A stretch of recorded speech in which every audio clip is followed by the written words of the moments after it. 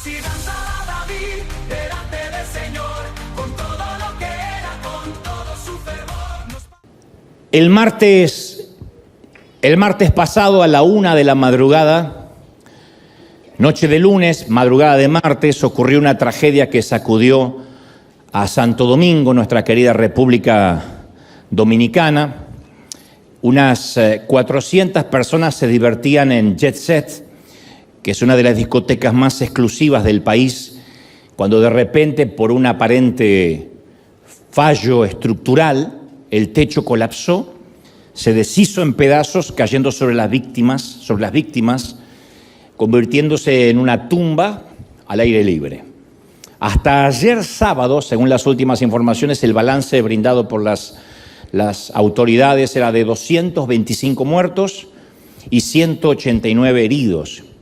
El presidente dominicano Luis Abinader declaró 6 días de luto oficial, pero de igual modo esta semana fue muy duro ver a tantos familiares de víctimas. Yo seguía las noticias, verlos ahí esperando en la puerta del Instituto de Patología Forense para que les entregaran los cuerpos de los familiares. Había muchos bajo los escombros, no se sabía quién estaba con vida, quién no. Es una ansiedad, una desesperación.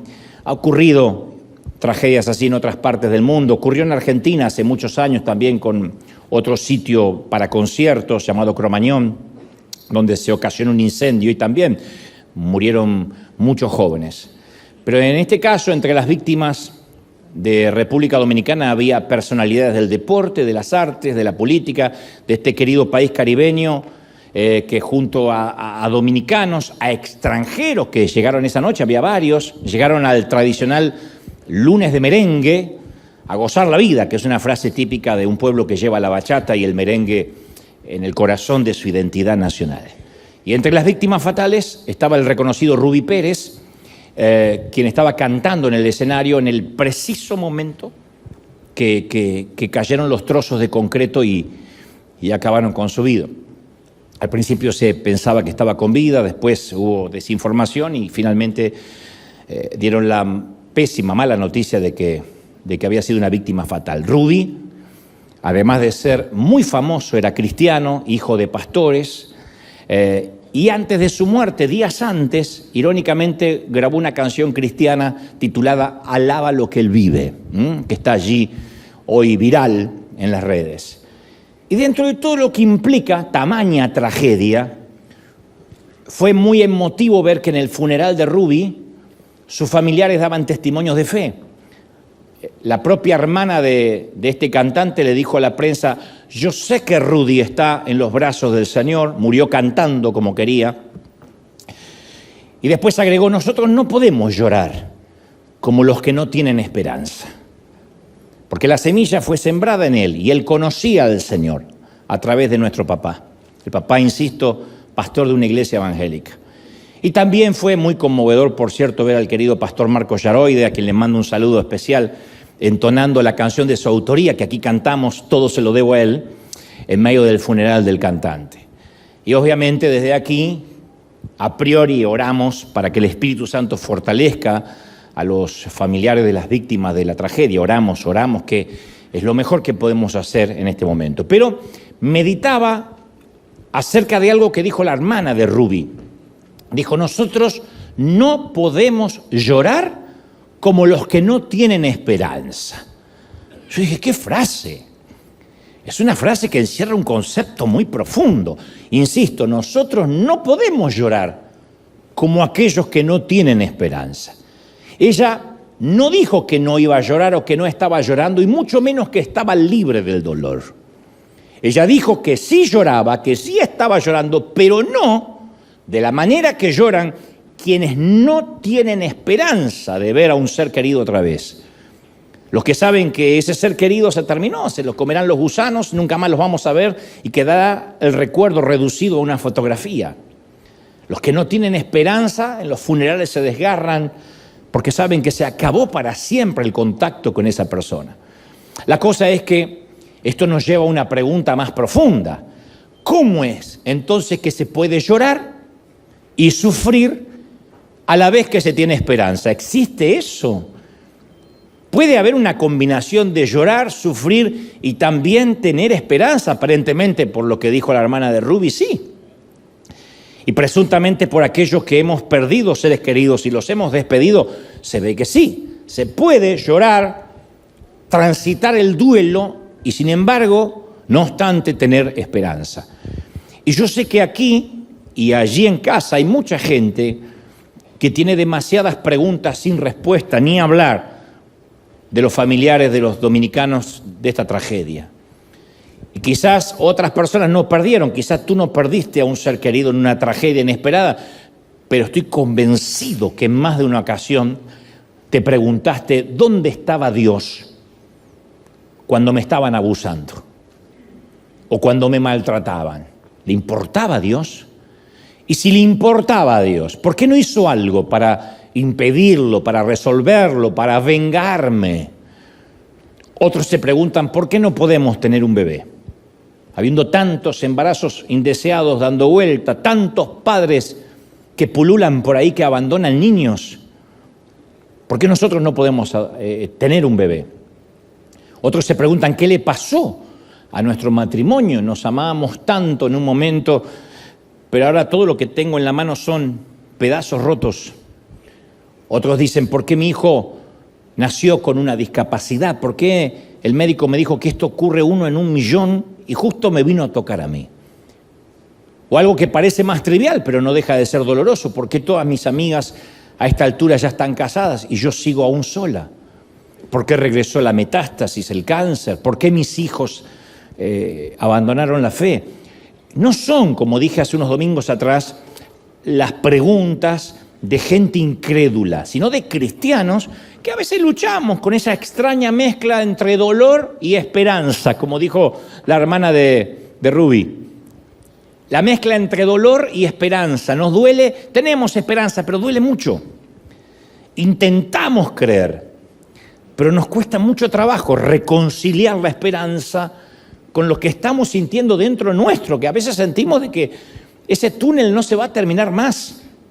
O sea, no hemos perdido la esperanza que Dios saque algo bueno de lo que nos está pasando, pero a veces, y en esto vamos a coincidir, parece que el sufrimiento grita mientras que la esperanza apenas susurra. Parece que el sufrimiento tiene unos decibeles altísimos y la esperanza es un silbido.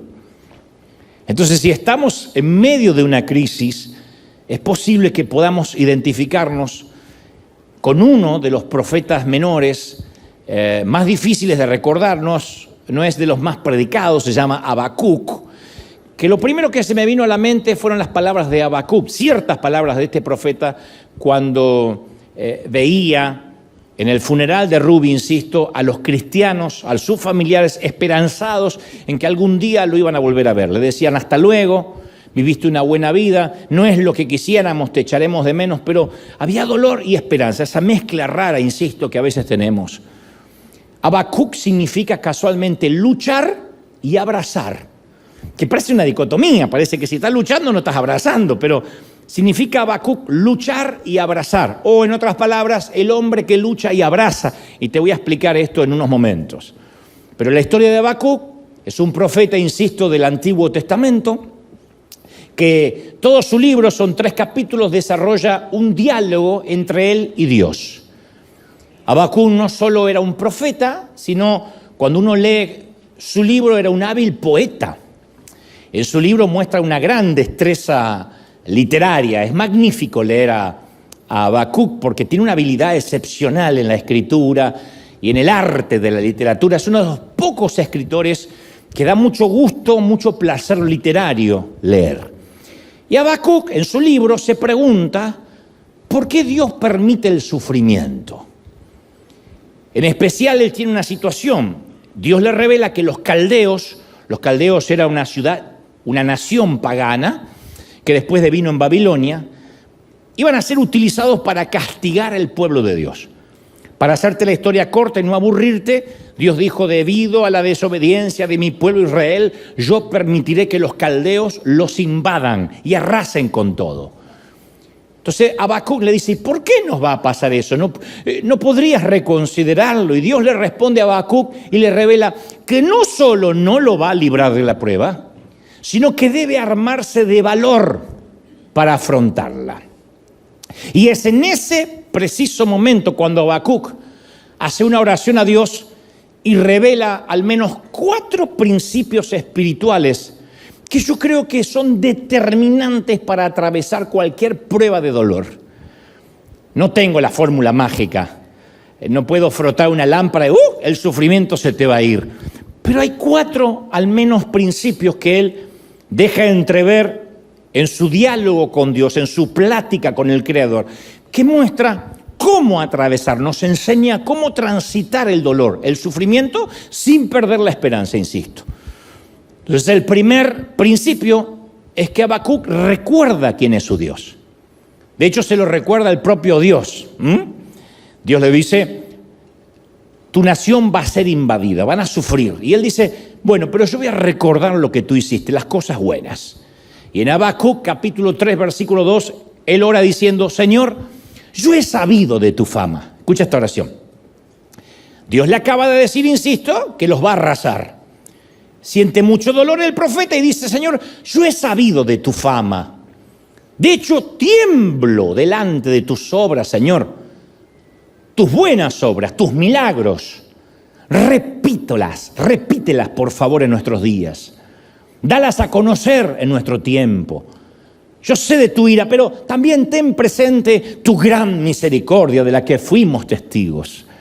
O sea, lo que nos enseña el profeta es atraer a nuestra mente ciertos recuerdos a largo plazo para que eso nos traiga a la memoria que así como Dios estuvo en tu pasado, también puede volver a estar en tu presente. Que como alguna vez no nos dejó, tampoco nos va a dejar. Porque nosotros cambiamos, pero Dios es el mismo, es fiel. Ayer, hoy y para siempre. ¿No es maravilloso? Lo primero que hace Habacuc, en vez de empezar a quejarse y decir, pero ¿cómo puede ser que nos vas a permitir tal cosa? Dice, Señor, yo sé que tú siempre has sido misericordioso. Le muestra los antecedentes a Dios, se los recuerda, le muestra la jurisprudencia. Le dice, mira, tú siempre has sido, está bien, te airas, pero tu misericordia es muy grande, ¿no? Yo creo que ni un papá se resiste a que un hijo le diga eso. Si le dices a un hijo, te voy a castigar, y tu hijo te dice, mamá, pero tú eres muy buena. ¡Ah! Se te derrite la espina dorsal, ¿o no? Eso es lo que hace Habacuc. Yo hace poco estaba intentando entrar en línea a mi banco, online, y por alguna razón me equivoqué la contraseña 2 veces seguidas porque estaba pensando en otra cosa, lo quise hacer rápido y por consecuencia lo que suele pasar es que el sitio se bloqueó. Y entonces para verificar mi identidad, para que el banco pudiera verificar que yo no era un hacker, me pidieron no solo los últimos 4 números de mi seguro social, sino también cuál era su cantante favorito durante la infancia. Se ve que yo lo puse el día que abrí la cuenta. ¿Cuál fue el primer libro que leyó en su infancia y el nombre de su primera mascota? Obviamente me acordaba de los 3 y por razones obvias no te voy a decir cuáles son. Por si algún día quieres hackear la cuenta, pero me acordé. Y me sorprendió que puedo recordar esas cosas, aunque se remontan a más de 50 años atrás, especialmente la mascota. O sea, me asombra cómo funciona la mente humana, sobre todo la capacidad para registrar y clasificar datos y recuerdos. Porque no es que yo me levanto a la mañana y suspiro el nombre de mi mascota. Pero cuando me lo pregunta el banco, yo me acordaba. Entonces, tenemos varios tipos de memoria. La memoria sensorial, que es la primera fase en el proceso cognitivo de almacenamiento de información.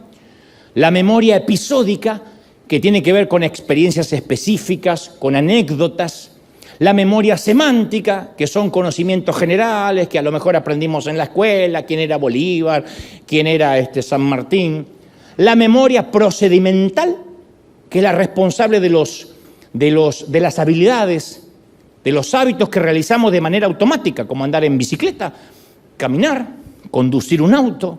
La memoria implícita, que no requiere una recuperación consciente de la información, lo hacemos también automáticamente, pero son menos complejas, como tender la cama, lavarse los dientes, vestirse. Pero para no aburrirlos, básicamente, todo está contenido, todas esas memorias englobadas en una memoria a corto plazo y una memoria a largo plazo. Y en esencia hay dos cosas que distinguen entre sí a estos dos tipos de memoria.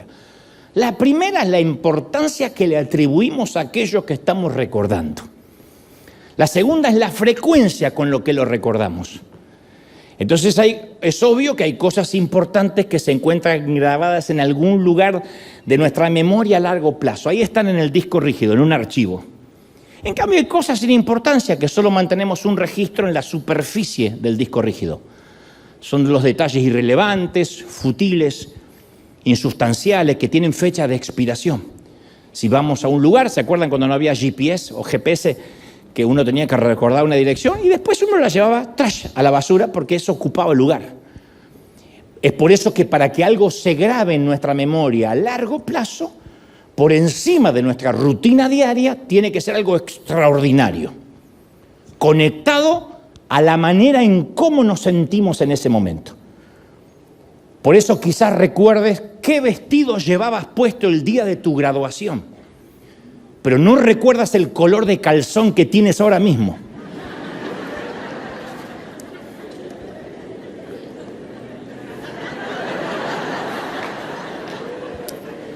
Y yo te puedo decir, ¿cómo te recuerdas el vestido con el que te casaste o el de la graduación y no recuerdas la ropa que tenías ayer o el calzón que tienes ahora? Porque esto es irrelevante. No te sentiste especial con ese calzón, espero. O eso explica por qué recuerdas qué escribió tu hija en la última tarjeta del Día del Padre, pero no recuerdas qué había ayer en tu correspondencia. Tiene que ver con cómo nos hace sentir un episodio. O recuerdas con dolor la temporada de diálisis que pasaste en el hospital, pero no recuerdas la última vez que tuviste un resfriado. Entonces, recordamos aquello que de alguna manera dejó una huella o traemos con frecuencia a nuestra memoria porque lo contamos. Uno no anda contando el último resfriado, pero sí contamos aquella vez que el médico se extrañó porque, no sé, teníamos diabetes o había un lunar extraño y dijo, es mejor investigar de qué se trata. Entonces los científicos nos dicen que una de las formas más poderosas en que podemos recordar los sucesos del pasado es por lo que ellos llaman la memoria sensitiva, cómo nos sentimos. Es más, yo leía que sugieren que es probable que los olores sean los recuerdos más sensitivos, más poderosos de todos. Los aromas. Sientes el aroma a pastel recién horneado o a salsa y de inmediato te retrotraes a tu hogar o a la casa de tu abuela. ¿Les pasa, sí o no? En mi caso, si pasa un caballero oliendo Old Spice, instintivamente me doy vuelta pensando que es mi papá. Porque mi papá nació oliendo Old Spice y se murió oliendo Old Spice. Las canciones tienen un efecto similar y pueden llevarnos de vuelta a un lugar y momento específico de nuestra vida. Si tienes más o menos mi edad, cada vez que escuchas a Stevie Wonder, Whitney Houston, Cyndi Lauper, Bon Jovi o Queen, regresas a los inolvidables e inigualables 80. ¿O no? Y ojo que no dije ni Menudo, Parchís, Magneto, Timbiriche. Lo mío fue más cool. Habacuc comprendía eso. Los israelitas tenían grabadas en sus memorias a largo plazo aquella vez que pudieron oler la sal del Mar Rojo, mientras que recordaban las imágenes de aquellas inmensas paredes de agua que se cerraron tras ellos una vez que ellos pasaron como por tierra seca. Y también venían a su memoria los recuerdos de las canciones que entonaban mientras cruzaban y cuando llegaron al otro lado. Entonces Habacuc comprendía el poder de esta clase de recuerdos. Por eso el Señor decía, y esto se los contarás a tus hijos y a los hijos de tus hijos, porque el poder hablarlo, eso se va grabando no solo en quien lo está escuchando, sino en el educador, en quien lo transmite. La mejor forma de aprender de un maestro es enseñando. Cuando uno tiene que ponerlo en palabras, articularlo, uno aprende también. Uno recibe de lo que está transmitiendo. Entonces, Habacuc sabía que cuando uno repetía frases o hurgaba en la memoria, eso se iba grabando a fuego. Entonces yo me lo imagino a Habacuc diciendo, cuando el Señor le dice, voy a destruirlos, va a haber sufrimiento. Me imagino al profeta diciendo, Dios mío, yo recuerdo lo que hiciste. Yo lo recuerdo. Recuerdo cuando guiabas a tu pueblo por medio del fuego, de la nube, cuando lo alimentabas con pan del cielo. Recuerdo cuando se abrieron las aguas, cuando las atravesamos como por tierra seca. Recuerdo cuando hiciste temblar la tierra y las murallas de Jericó se vinieron abajo. Recuerdo cuando enviaste pestes, plagas contra nuestros enemigos. Dios mío, yo sé lo que puedes hacer, lo recuerdo. Y luego implora, por favor, renueva estos hechos en nuestros días. En esta temporada, renueva esos milagros. Y ese es el primer principio cuando no logramos ver a Dios en el presente. Tenemos que recordar lo que Dios ha hecho por nosotros en el pasado. Él no nos ha dejado. Él no nos ha dejado. ¿Alguien lo cree, sí o no? No nos ha dejado. Y no tiene que ser, pero es que a mí nunca se me abrió un mar rojo. Pero capaz que era un momento en el que estábamos sufriendo y de pronto en la radio empezó a sonar una alabanza que nos dio fuerzas. A mí me ha pasado decenas de veces de estar en el automóvil y poner una alabanza y de repente sale en la radio una canción y era Dios hablándome, sabiendo que la necesitaba. O puede haber sido algo tan sencillo como aquel día que estábamos leyendo la Biblia y un versículo empezó a saltar a nuestros ojos. Y volvíamos para atrás y para adelante y ese versículo otra vez, como el Espíritu Santo diciendo, léelo otra vez, léelo otra vez. O cuando estábamos deprimidos y solos y un amigo nos llamó para decirnos, perdona si esto te parece raro, pero Dios te puso en mi corazón y yo sentí que te debía llamar, pero no para chismear. No para decir, está todo bien, no. Sino para decirte, quiero escucharte o hablemos de cualquier cosa. ¿Qué hacemos cuando estamos en el valle del sufrimiento? Recordar lo que ha hecho Dios. Cuando nos consoló, cuando nos guió. No hay nadie aquí que diga, a mí nadie, jamás, nunca Dios me respondió una oración. Estoy seguro que te respondió las oraciones. Y cuando no lo hizo, con el tiempo nos dimos cuenta por qué Dios dijo no y hoy estamos agradecidos por ese no. Pero Dios responde.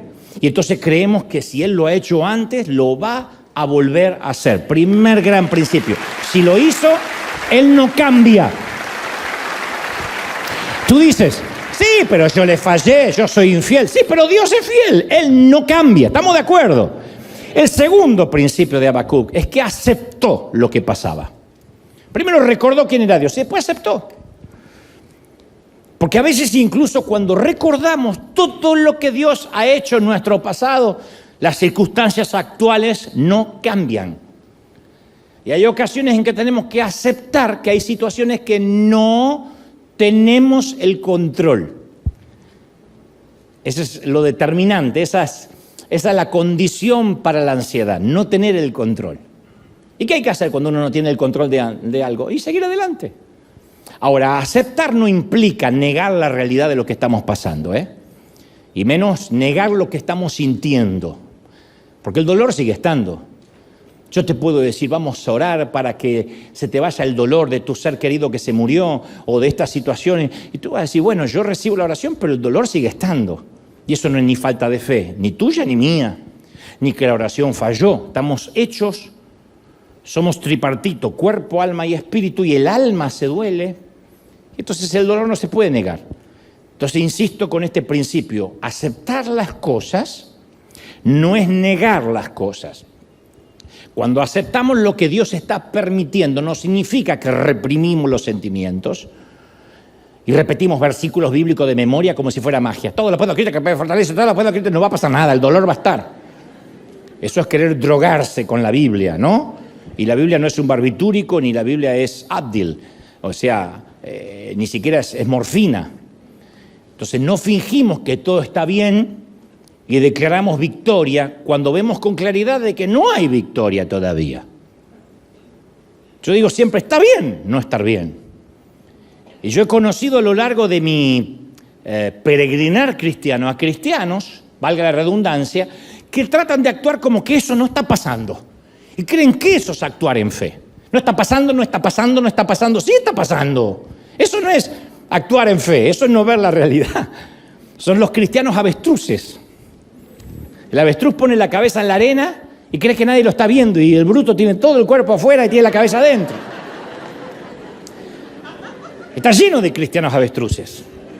El médico le dice, oiga, su salud no está tan buena, necesita hacer cambios urgentes en sus hábitos, en su dieta. Y hay cristianos avestruces que no lo escuchan, proclaman en fe que están sanos. ¿Qué sabe este médico inconverso en el nombre de Jesús? Y se muere de un infarto después porque en vez de enfrentarse a la verdad y aceptarla, todo lo que hacen es esconder la cabeza en la arena. Tienen a un hijo en rebeldía y en lugar de hablar con él y confrontar el problema, dicen, no, yo confío que mi hogar es de Dios y yo los eduqué bien y todos los días yo reclamo y el diablo no se va a meter con mis hijos. Bueno, esconden la cabeza en la arena, esperan que las cosas se resuelvan solos. Si alguien no habla con ese muchacho, necesariamente si alguien no lo confronta y le dice cómo son las cosas en este techo mientras que él no pague renta, las cosas no van a cambiar. Otros se meten en una deuda más grande que la que puede pagar su presupuesto, pero compran la casa y el auto por fe. Sí, lo habré visto. Y ese auto lo compré por fe, le impuse las manos y lo compré. Y meten la cabeza en la arena. Son los cristianos enamorados de quien les gustaría ser, pero que no son. Ellos les gustaría ser ese que le alcance para comprarle el auto. Le gustaría ser esa mamá que tiene un hijo que ama, que sirve al Señor. Le gustaría ser esa persona que no necesita hacer cambios en su dieta para que se destapen las arterias. Pero si no hace cambios, no va a ser esa persona que sueña ser. Están enamorados de una imagen. Están enamorados de una foto, no de la realidad. Otros dicen, Dios me dijo que voy a ser pastor, y no miden los riesgos. No se fijan si están capacitados, no calculan el costo, ni se cuestionan si es el tiempo correcto de Dios, porque hay palabras de Dios que no son para este tiempo, es para otra temporada. Pero hay gente que no quiere ver la realidad. Y Habacuc se negó a meter la cabeza dentro de la arena. Él dijo, yo no soy un avestruz. Cuando Dios le dijo que se iba a valer de los caldeos para destruir a Israel, él dijo, al oírlo, escucha, al oírlo se estremecieron mis entrañas. Él lo expone así. A su voz temblaron mis labios. La carcoma me caló en los huesos y se me aflojaron las piernas. Así describió Habacuc lo que sintió cuando Dios le dijo, va a venir sufrimiento. Como que tuvo una respuesta instintiva. Yo no sé si conoces esa sensación. Sí, la conoces. La pregunta es retórica. Esa sensación que se apodera de tus entrañas cuando sucede algo malo que está fuera de tu control. Literalmente es cuando el cuerpo se nos afloja, que decimos se nos aflojó el cuerpo, eso pasa. Cuando el cuerpo trata de absorber lo que nos está pasando y empezamos lo que se llama a somatizar. Somatizar es la manifestación física de los problemas psicológicos o emocionales. En palabras simples, lo que nos pasa por dentro se refleja en el cuerpo. Entonces, cuando estamos bajo estrés o estamos ante algo que no podemos manejar, el cuerpo desplaza la sangre hacia los músculos y órganos esenciales para sobrevivir, para la supervivencia. La sangre se va al corazón y al cerebro para prepararnos para una respuesta, es luchar o huir. Entonces lo que hace la sangre es ir al cerebro y al corazón para prepararnos, para luchar o huir. Si se nos pone un león delante, eso es lo que pasa, luchar o huir. Viene la suegra a casa, luchar o huir. Eso se llama vasoconstricción. La vasoconstricción significa que la sangre ahora cree que no es tan necesaria en otras partes del cuerpo y se enfoca en lo urgente para ayudarnos a mantenernos con vida. Por eso es que se nos aflojan los músculos y las piernas cuando estamos ante una mala noticia o ante el estrés, cuando estamos bajo tensión, Otro de los sistemas que recibe menos flujo sanguíneo es la piel, y por eso empalidecemos. Y te dicen, quedaste blanco como un papel. Eso es literal. De allí que se acuñó la frase, se me heló la sangre. La sangre no se congela, tiene una temperatura correcta, pero es un aforismo para definir que de pronto la sangre se va de donde nos tiene acostumbrados porque se dirige a salvarnos la vida. Lo mismo sucede en los intestinos, se restringe el flujo sanguíneo porque el cerebro interpreta que si estamos bajo estrés, el ayudar a descomponer alimentos, a absorberlos, ahora no es tan vital. Y por eso ante una mala noticia sentimos un nudo en el estómago, se nos pone dura la panza. Por eso algunos están estreñidos de vientre porque están preocupados. El día que te despreocupes, ¡ah! Un pollo vas a hacer.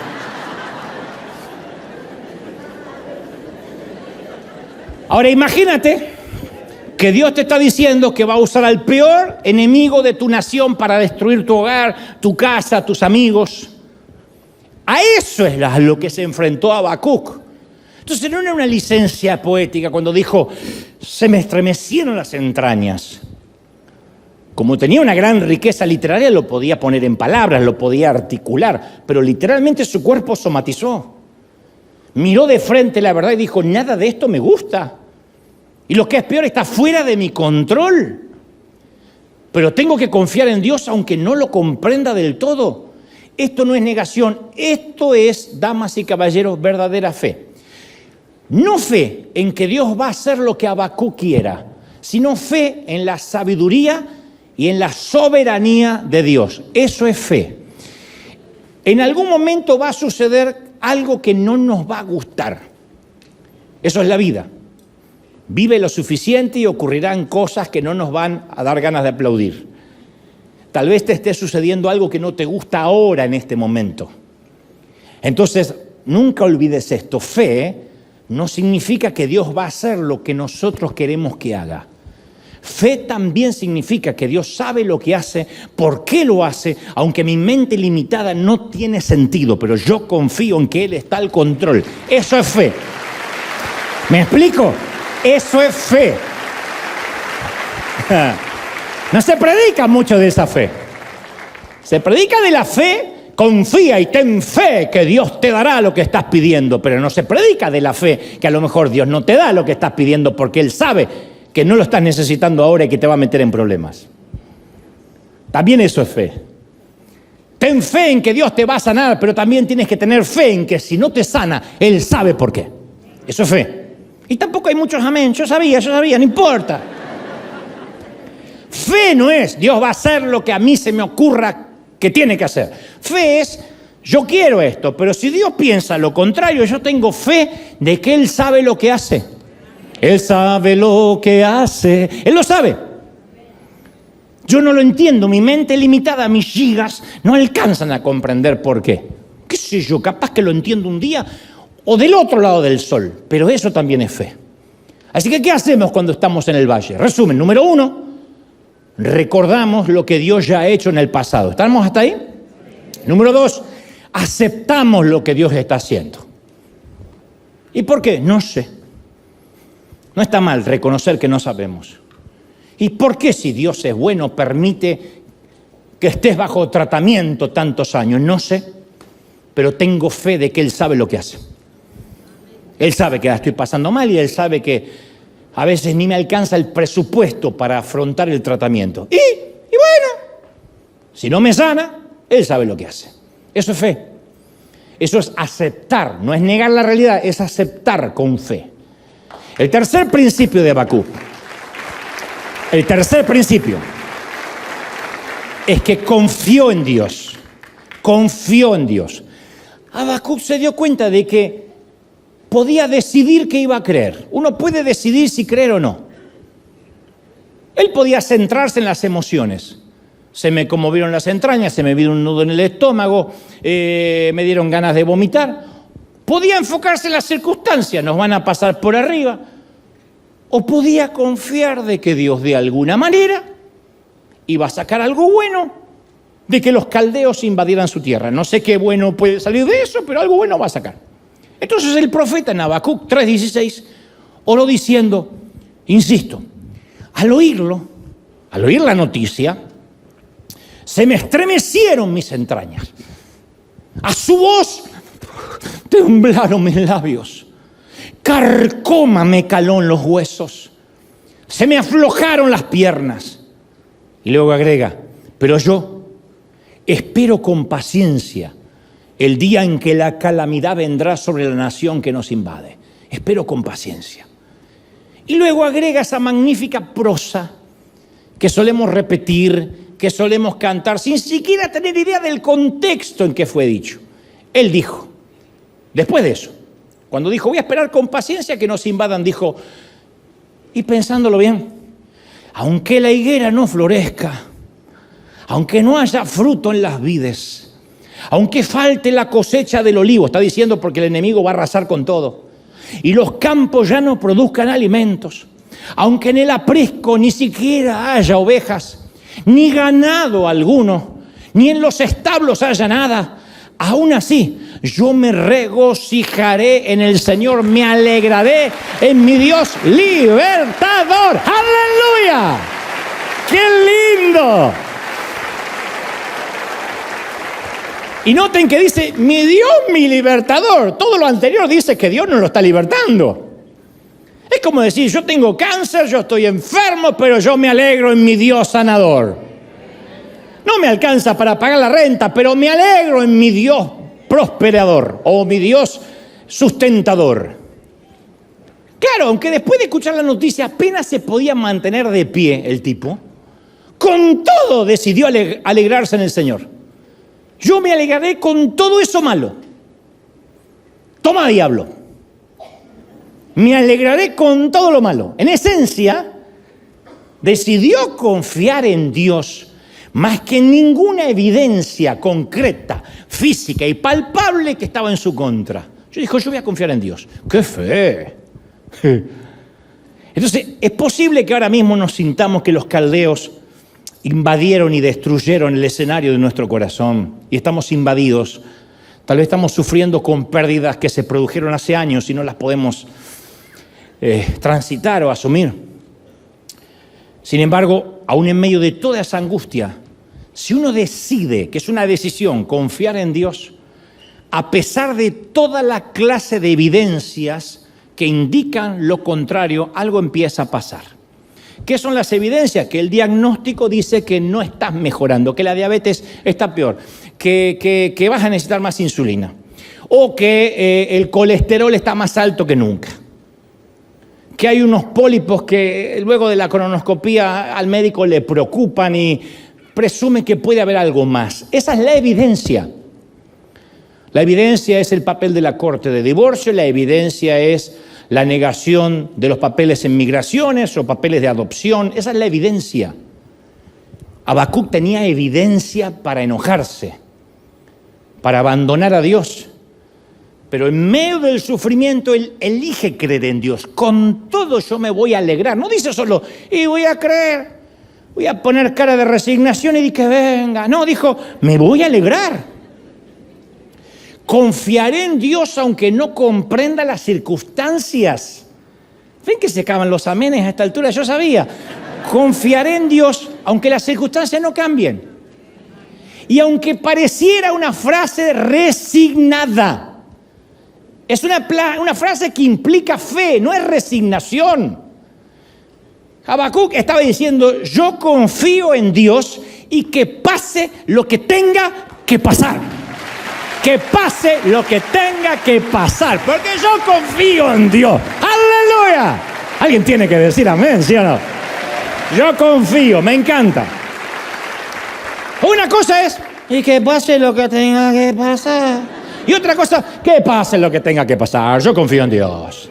Si Dios me sana, aleluya. Si me muero, me voy a cantar del otro lado. Si Dios me prospera, bien. Y si no me prospera, y bueno, amontonarnos todo en una habitación. Otra vez, yo me sé contentar teniendo mucho, teniendo poco. Dios me prospera, asado argentino. Soy pobre, pupusa. Dios...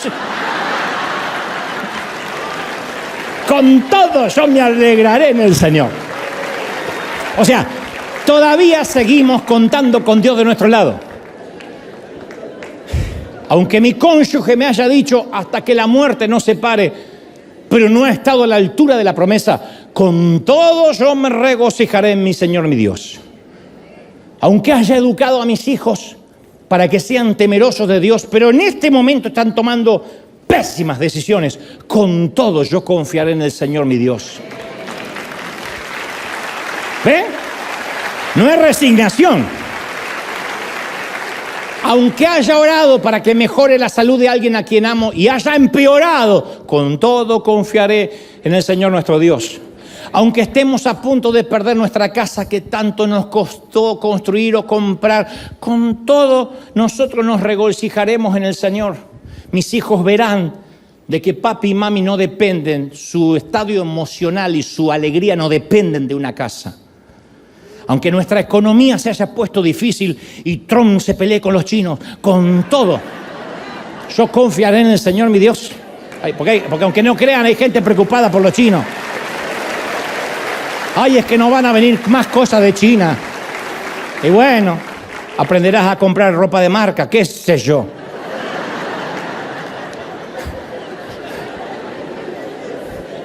Made in China. Made in China. No, este es italiano, ensamblado en China. Aunque no me guste, aunque no lo comprenda, aunque yo sé que él podría y debería ayudarme, pero no lo está haciendo, con todo yo confiaré en mi Señor. Que pase lo que tenga que pasar. ¡Qué frase! Que pase lo que tenga que pasar, pero no resignado, optimista. Que pase lo que tenga que pasar. Con todo yo confiaré en el Señor mi Dios. Así que, ¿qué hacemos cuando estamos en el valle? Número 1, recordamos lo que Dios ha hecho. Número 2, aceptamos lo que Dios está haciendo. Número 3, confiamos en Dios. Que pase lo que tenga que pasar. El cuarto principio de Habacuc es que tuvo esperanza. Aquella maravillosa palabra que pronunció la hermana de este querido cantante merenguero esta semana. Su oración termina así en Habacuc 3:19. El Señor omnipotente es mi fuerza. Da a mis pies la ligereza de una gacela y me hace caminar por las alturas. En otras palabras, él dice al Señor, no solo me voy a regocijar aunque las cosas se pongan feas, sino que voy a caminar por encima de las circunstancias. Aunque a veces nos sentimos como un insecto, aplastado bajo el peso de las evidencias, como las que tenía Habacuc, evidencias, él se compara con una gacela, un animal brioso, a punto de subir las alturas. Él sabe que desde el valle de la depresión puede alcanzar la montaña. Yo te dije casi al inicio de este mensaje que Habacuc casualmente significa luchar y abrazar. Y si alguna vez viste boxeo, vas a notar que en el medio de la pelea los púgiles se abrazan para bloquearse hasta que el árbitro los separa y les demanda que sigan peleando. Los boxeadores a priori se abrazan para ralentizar o desacelerar la acción y evitar ser golpeados en una esquina del ring. En la esquina roja, en la azul o en cualquiera de las otras, pero evitan ser golpeados y se abrazan.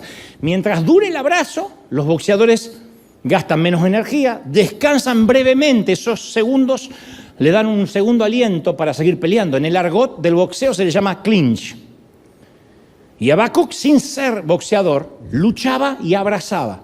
Porque al principio luchaba y después se abrazaba a la esperanza. Como la mayoría de nosotros hemos hecho gran parte de la vida sin darnos cuenta. A veces no notamos la diferencia de cuando luchamos y cuando abrazamos. ¿Te habrá pasado que de pequeño te lastimaste, te quebraste algún hueso y la orden fue del médico, de mamá, de papá, quédate quieto porque así no te puedo curar? ¡Quieto! Cuando yo me corté los dedos de la mano derecha de la carpintería de mi padre, el dueño de la fábrica me llevó de urgencia al hospital, de modo que mis padres tardaron en llegar. Así que recuerdo que una enfermera se compadeció de un pequeño de 15 con los dedos amputados y mientras un doctor me cosía los tendones, ella me abrazaba fuerte y me decía, quédate quieto, que esto va a pasar. Y yo luchaba y me decía, quédate quieto. Era una suerte de abrazo y también de tenerme bloqueado, maniatado. Y así como la enfermera tenía que mantenerme inmóvil para que yo pudiera ser intervenido, a veces Dios tiene que sujetarnos de un modo que parece hostil limitante. Decimos, ¿por qué tengo que estar en una cama una semana o un mes o más? ¿Por qué tengo que estar confinado a unas muletas o confinado a un medicamento o lo que sea? Entonces nuestra vida varía entre luchar y abrazar, entre algo que nos duele y aún así tener esperanza. Ambas cosas al mismo tiempo. En Proverbios 13:12 se nos dice, la esperanza frustrada aflige el corazón. El deseo cumplido es un árbol de vida. Y también leemos en Proverbios 29:18, donde no hay visión, donde no hay propósito, el pueblo se desenfrena o se extravía. Entonces el poder de la esperanza tiene algo que nos reaviva y nos capacita para perseverar, la esperanza. Una mamá puede pasar un embarazo muy difícil, 9 meses, algunas la tienen que pasar en cama, en el peor de los casos, pero la esperanza de un bebé las mantiene en el propósito. Es asombroso lo que podemos soportar cuando hay una razón, cuando hay una esperanza, un propósito. Nadie ilustró mejor esto que Jesús, nadie. Porque cuando se arrodilló en el huerto de Getsemaní, él sabía lo que tenía que soportar. De pronto el Espíritu Santo le mostró los golpes, los azotes, las burlas, la tortura, la humillación. Sin embargo, Jesús siguió adelante. Ergo, el escritor a los Hebreos 12:2 dice, por el gozo que le esperaba, soportó la cruz, menospreciando la vergüenza que ella significaba. Y ahora está sentado a la diestra del trono de Dios. Así pues, consideren a aquel que perseveró frente a toda oposición por parte de los pecadores, para que no se cansen, ni pierdan el ánimo ni la esperanza. Entonces, ¿qué necesitó Jesús? Un propósito. Una buena razón para permanecer ahí. Nosotros fuimos la razón por la cual Él soportó. Tú y yo éramos el gozo que Él esperaba, la esperanza. Sin esperanza es difícil atravesar el valle. Entonces, desde que nos levantamos de la cama tenemos una clase de esperanza, porque alguien está diciendo, es que a mí me cuesta tener esperanza. La esperanza la tenemos todos los días. No sé, tal vez te levantaste pensando en un rico macchiato o un cappuccino que ibas a degustar en River Café. O tal vez tu esperanza ahora mismo es pensar en la hamburguesa cuádruple, la señora vaca hecha hamburguesa que te vas a comer ahora en el almuerzo. O asistir a esa fiesta el próximo fin de semana. O irte de vacaciones a la playa el próximo verano.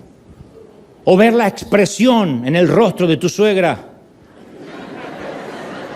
cuando le digas que en tu nueva casa no hay habitación extra, tampoco hay sillones donde dormir, ni hay lugar para colchones inflables, y te conseguiste una casa redonda para que jamás diga me quedo en cualquier rinconcito.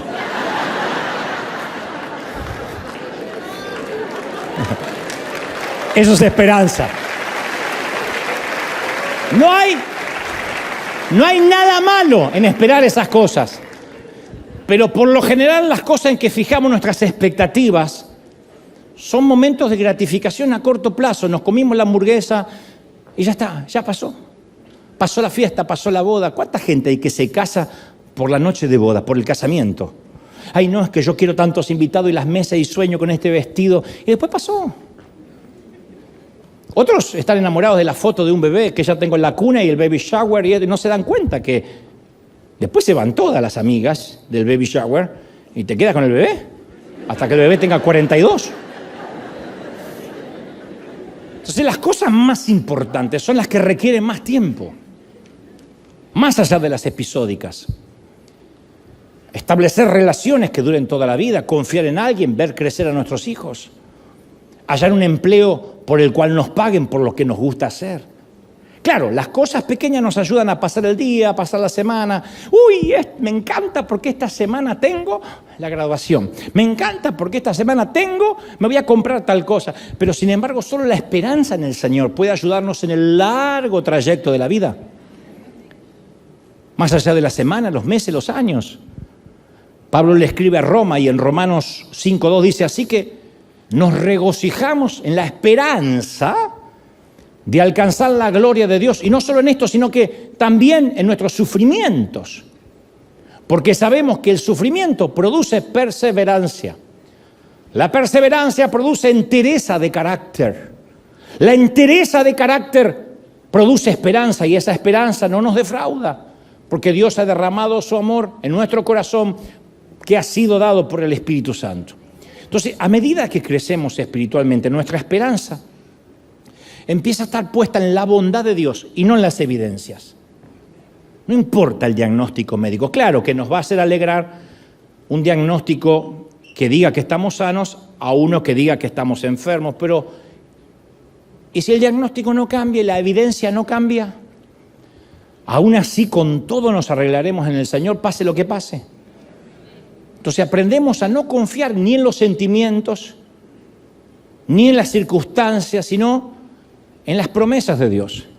Así que, ¿qué hacemos cuando estamos en el valle? Resumen, número 1, recordamos lo que Dios ha hecho en el pasado. Nunca te dejó. Si no, no estarías acá, nunca te dejó.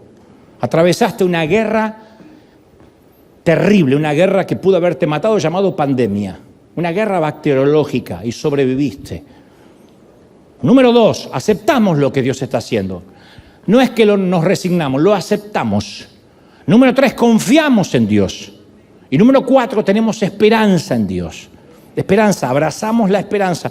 No sé cómo, pero tenemos esperanza. Entonces yo estoy convencido que el día que lleguemos al cielo vamos a comprender muchas cosas que aquí no hacen sentido. Porque todas nuestras circunstancias, al verlas desde arriba, desde el cielo, y este era el propósito que escondía. Pero yo de abajo no me daba cuenta. Lo que pasa es que en el cielo vamos por primera vez a leer la vida al revés. El gráfico va a cambiar. Y para que esto nos quede un poco más claro, quiero mostrarte un pequeño poema que creo que nos va a ayudar. Estos versos fueron escritos por un joven de la iglesia llamado, no esta iglesia, sino otra congregación llamado Kyle McCarthy, cuando solo tenía 15 años. Un poema que escribió en un momento de depresión, supongo. Dios no me ama y no me puede obligar a creer que Dios es bueno. Esta es la gran verdad de la vida. Este mundo es producto del azar. ¿Cómo puedo yo creer que Dios va a usar mi vida? Estoy totalmente seguro que Dios me ha abandonado. Nunca más diré que Cristo resucitó de los muertos. Más que nunca ahora sé que este mundo me puede satisfacer. Es mentira que yo diga que Dios siempre ha estado presente. Ahora me doy cuenta que haga lo que haga, lo cierto es que Él no me ama. ¿Cómo puedo suponer que Dios es bueno? Pero si detenemos lo que está diciendo, llegamos al cielo y lo vemos exactamente al rey, lo leemos así, al revés. Dios es bueno. ¿Cómo puedo suponer que Él no me ama? Lo cierto es que haga lo que haga, ahora me doy cuenta que Dios siempre ha estado presente. Es mentira que yo diga que este mundo me puede satisfacer. Más que nunca ahora sé que Cristo resucitó de los muertos. Nunca más diré que Dios me ha abandonado. Estoy totalmente seguro que Dios va a usar mi vida. ¿Cómo puedo yo creer que este mundo es producto del azar? Esta es la gran verdad de la vida. Dios es bueno. No me puedes obligar a creer que Dios no me ama. Es maravilloso. Pero la vida al revés. Esto grafica cómo Dios ve el poema de nuestra vida. Muchas de las cosas por las cuales aquí pasamos funcionan de la misma manera que este poema. Todo lo que vemos es lo que tenemos delante de nosotros y lo leemos desde abajo.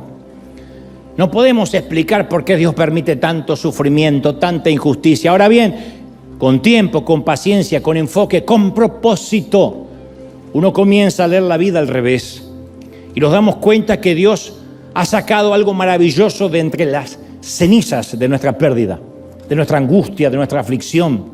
Y entonces un buen día nos damos cuenta que somos como Habacuc, que estamos hechos de esa fe que lucha y que abraza. Luchamos y abrazamos a la vez que seguimos confiando en el Señor. A veces dudamos, pero volvemos a abrazar. Peleamos con Dios, lo cuestionamos, pero siempre terminamos abrazados a Él, siempre. Yo ignoro la situación por la que ahora estás atravesando, ni de aquello que acabas de sobrevivir. Pero ninguno de nosotros sabe a qué nos enfrentaremos mañana, nadie. Sin embargo, hay algo que sí sé. Nuestro Dios, créelo, sí es un Dios bueno. Y cuando ocurren cosas difíciles, lo más que podemos hacer es intentar creer. Ya eso es suficiente, intentar creer, decidir creer. No dejes de intentar creer. Permitamos que esa chispa de esperanza crezca, confiando en que Dios está ahí, en medio de la oscuridad, en medio del hospital, en medio del cementerio. Y al igual que Habacuc, hagamos nuestras preguntas, permanezcamos preparados para escuchar la respuesta de Dios, aunque eso haga que se nos hiele la sangre y que se nos aflojen las piernas. Yo no tengo todas las respuestas a tus preguntas, sería torpe decir que sí. Pero después de amar a Dios y servir a Cristo por más de 50 años, esto es lo que te puedo decir. He caminado con Jesús suficientes ayeres como para confiarle todas mis mañanas. Por simple que esto te parezca, espero con toda sinceridad que puedas sentir esta misma seguridad y oro para que así sea. Si no es ahora mismo, que sea pronto. ¿Quieres saber que Él está contigo, que Él se preocupa por ti, cualquiera sea la situación que estés pasando? Entonces, duda todo lo que quieras, siempre que nunca dejes de creer. Duda, pero cree. Lucha y abraza. No, al menos no dejes de intentar creer. Puedes tener esperanza en medio de las tinieblas. Y con el tiempo te vas a dar cuenta, creerás y abrazarás la realidad de que, aunque la vida se ponga difícil allá afuera, Dios es bueno. Entonces vas a ser parte de esta gran familia indestructible, de este grupo de gente rara que puede sobrevivir hasta de la muerte y que no le teme nada ni a nadie. Hablo de los que van por la vida diciendo: yo confío en Dios, así que pase lo que tenga que pasar. Que pase lo que tenga que pasar.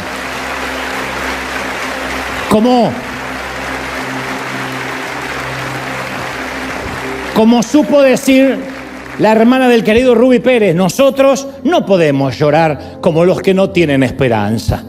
O en palabras de Habacuc, aunque la higuera no florezca, aunque no haya fruto en las vides, aunque falte la cosecha del olivo y los campos no produzcan alimentos, aunque en el aprisco no haya más ovejas, ni ganado alguno en los establos, aún así yo me gozaré en el Señor, me alegraré en Dios mi libertador, con todo me regocijaré. Y otra vez, que pase lo que tenga que pasar. Que pase lo que tenga que pasar. Vamos, de pie y dale un aplauso grande al Señor de señores. Que ese aplauso se escuche arriba. Que pase lo que tenga que pasar. Bendito eres. ¡Dime! ¡Vamos arriba! ¡Lleva! Bendito eres. Yo te adoraré.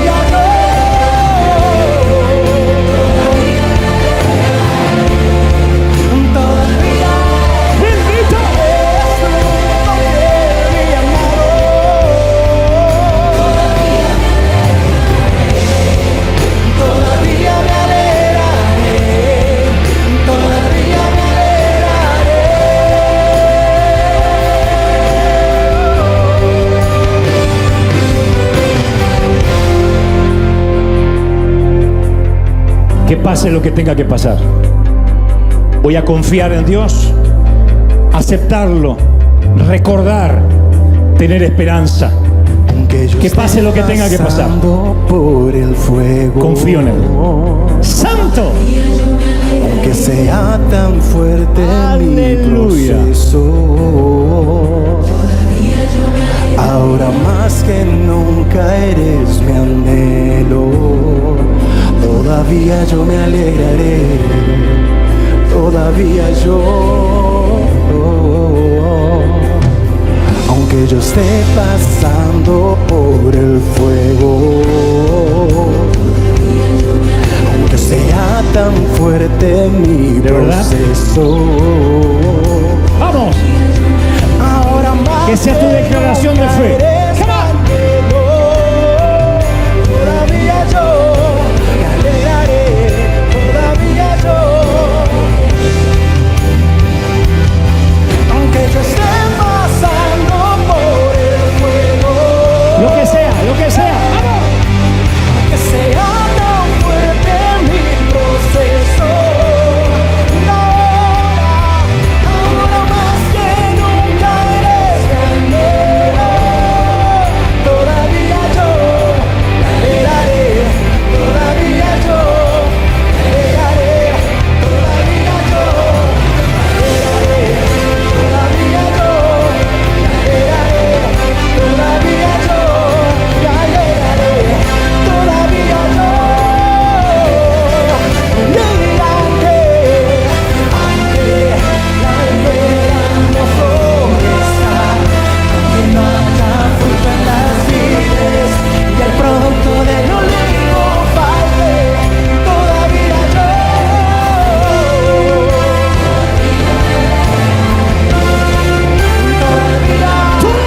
Eres tú también mi amado. Y aunque la higuera no florezca, aunque no haya fruto en las vides y el producto del olivo falte, todavía yo. Eres tú también mi amado.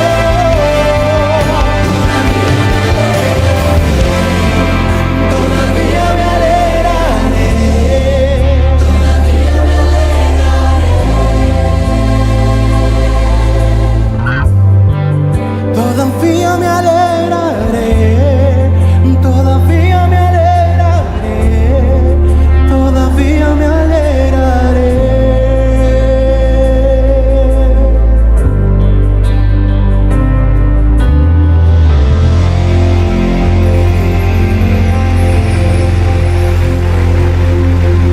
Y a los que están en casa y están ahora recibiendo a Cristo en su corazón, diciendo: Señor, perdona mis pecados, limpia mis heridas, ayúdame a avanzar, a tener una nueva vida.